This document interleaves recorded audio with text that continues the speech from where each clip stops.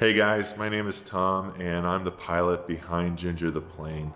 You don't often see me on camera. I'm usually pretty quiet in the background. I like to do the flying and kind of leave it at that. Periodically you'll hear me talk a little bit, but this weekend here in the Pacific Northwest, we're getting one heck of a storm. We have a bomb cyclone outside and it's basically the Pacific Ocean's version of a hurricane. Not quite as strong of a wind and maybe a lot less rain, but it's still a pretty decent storm, and I don't want to bring Ginger out in that. So we're going to keep her in here where she's warm and dry. And I thought what I would do instead is introduce myself and share a story with you. So who am I? Again, my name is Tom, and I grew up in New England. Springfield, Massachusetts is my hometown. And as you can tell, that's in the western side of New England where we can pronounce R's and H's. I don't have a Boston accent, thank God. And I'm also not a Patriots fan, for those of you who would probably want to ask that question. I do have other teams I like, but I'll keep that to myself. Suffice to say that I am very proud to be from New England, and I loved growing up there. My pilot journey began in 1990.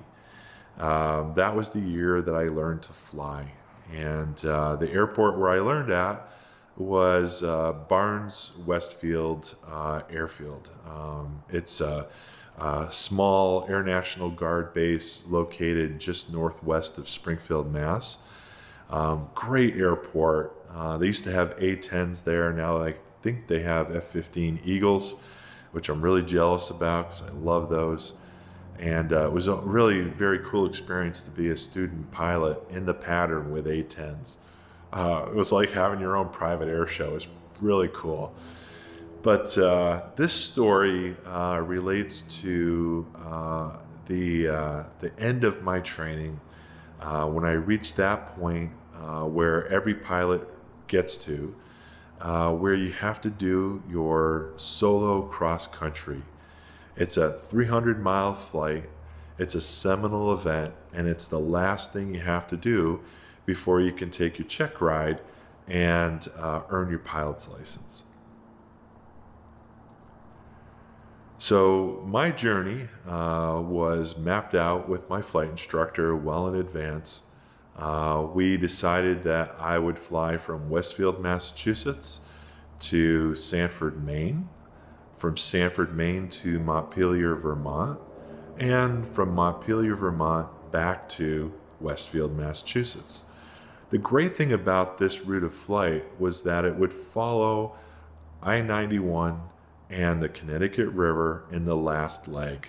And because I was flying a Cessna 150, I would be in the air for probably about 6 hours that day, and I would be pretty tired on that last leg. So simply flying IFR, meaning I follow roads or I follow rivers, was really the best part of the plan. And it played a pivotal part in that flight. And you'll hear about that in a little bit. But we had mapped it out with great precision. I had my landmarks that I was going to be looking for every 10 to 15 miles. And you got to remember, back then in 1990, we didn't have GPS. We had maps, and the maps would be on your knee, and you would have landmarks that you would look for, and you'd be looking out the window for lakes or little cities or intersections of highways or a mountain next to a river or something. Basic pilotage is what it was. And if you're an older pilot and you're watching this, you're nodding your head. You know what I mean. I'm not saying it was better. I love having GPS, and I love being able to fly with an autopilot, but it did definitely make you pay attention and do a lot of your navigating in a way that had really served a lot of pilots well for many, many years. And I'm glad I had that experience. So here it was. We were at the end of November, early December, and we had all of the planning done. I had the time booked in the plane, and I was just praying that it would be good weather. And on the day that I was actually intended to take the flight, I was very fortunate that it was a little windy, but it was clear and would be clear the entire day. So jumped in the Cessna 150, cranked it up, and set out. And for the majority of that first leg, it was pretty uneventful. I found all my landmarks. I made my way from Western Mass all the way out across the Mass, New Hampshire, Maine border. And as I was getting nearer to Sanford, I suddenly realized, hey, I have never flown over the ocean. I didn't even think about that in the planning. I was so focused on the airports, I hadn't even really looked at anything around the airports. And the closer I got to Sanford, the more I was really focused on that ocean. And I thought, I'm going to take the plane out and I'm going to fly up and down the coastline a couple times. What a cool thing to be able to do. I'm going to be getting fuel in Sanford anyway, and why not? It's a sunny day. There's a big ocean out there. Let's do it. So I flew past Sanford. I got out over the water and descended down to about 500 feet. And I flew up and down the coastline about 6 times. And it was beautiful. It was just glorious. Being able to see the surf and the beach, and the coast of Maine is just absolutely gorgeous anyway. But, after doing that for a few times, I thought, okay, I've scratched that itch. Time to get to Sanford and get on with this flight. So I climbed back up, went to pattern altitude, came in, had a nice landing, taxied in and shut it down in front of the FBO. And the line guy came out, started filling up the fuel. The airport manager came walking out, had kind of a funny look on his face, but seemed like a friendly guy. And got up to the plane, and I held out my logbook, and I said, I'm a student pilot. I'm on a solo cross country. And if it's okay, I'd like to ask you to sign my logbook. And he said, sure, I'd be happy to. So he did that. And he said to me, do you know where you are right now? And I said, yeah, Sanford, Maine. Right? And he said, yeah. He said, do you know what's around Sanford, Maine? And I said, yeah, the beach, the coast. I said, I'd never seen the Atlantic Ocean before. That was pretty cool. And he said, you weren't by any chance flying up and down the beach, were you? And I said, yeah, I did. I just assumed that that's something that a lot of people probably do when they come here. And he said, yeah, a lot of people will do that. That's true. He said, but I'm going to ask you again, do you know where you are? And I said, Sanford, Maine. He goes, no, around Sanford, Maine. Like, what towns are around here? And I admitted to him, I've been so focused on this flight and on my navigation that I didn't even really think about having the ocean nearby, let alone the little towns that would be nearby. And he said, okay, well, have you heard of Kennebunkport? I knew immediately what he was talking about. For those of you who maybe don't know, Kennebunkport is where the Bush family have a residence. And at the time, the president in the White House was George Herbert Walker Bush. Yeah, that guy. And that was his family's main residence. I had just flown up and down the beach, literally 6 times right in front of the Bush family compound.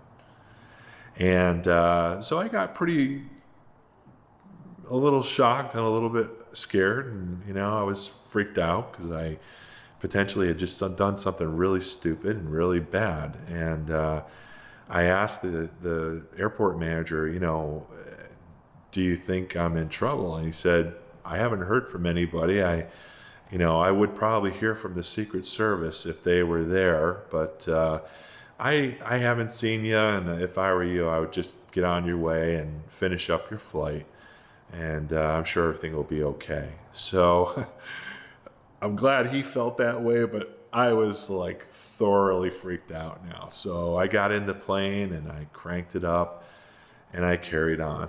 And I did all my pilotage, the northern route that I was on. It took me from Sanford, Maine, across the Green Mountains, across the northern end of Vermont to Montpelier. And it was just starting to get a little bit towards dusk. And as I was getting to Montpelier, I started looking down. I was looking for flashing lights from the state police. I hadn't seen any F-16s along my route. Nobody intercepted me. So I thought, I don't know, maybe they have my tail number and they know my route and they'll be waiting for me at the airport in Montpelier. And as I landed and taxied in, nobody was there. Just the FBO. I walked in, the airport manager signed off my logbook, and I was back out to the plane and on my way in about 5 minutes. And then the rest of the flight, like I was mentioning earlier, was pretty easy. All I had to do was follow the river, and as it got darker, the highway just lit up like a ribbon of light, and I just had to literally fly that route all the way back to Westfield, Mass. And when I got there, no state police, nobody waiting for me, nobody saying a word. So I walked into the FBO there, and of course my flight instructor was there, and he asked, how was it? Good flight? And I said, yeah, it was great, uneventful. All of the planning we did was great. Had one thing that I learned in Maine, but other than that, yeah, it was perfect. And that was really what I thought was the end of it. About a week later, I did my check ride, and I was successful in getting my private pilot's license before the end of the year. So ordinarily, this would be the end of the story, and I would, wrap it up. But there's actually more to this story. About 10 years later, after my student solo cross country and flying past Kennebunkport, I was working for a company that had a vendor that we worked with in Irving, Texas. I was on a business trip and I was in this person's office, and I looked on the wall and I noticed the person I was meeting with standing next to Dan Quayle and President Bush. And I asked, how are you in these photos with the vice president and the president? And she said, I was an intern at the White House during President Bush's term. And I thought, have I got a story for you? So I shared the story with her about my student solo cross country. And I told her how racked with guilt I had been and how profound that experience was for me, and how it literally had made me a better pilot, how it taught me to be so much more prepared and really know not just my destination, but everything along that route of flight and everything around my destination, to make sure that I wasn't going to fly somewhere I shouldn't go, or do something that I shouldn't do. And that was right at the time when President George W. Bush had just been elected president, and it was right before his inauguration.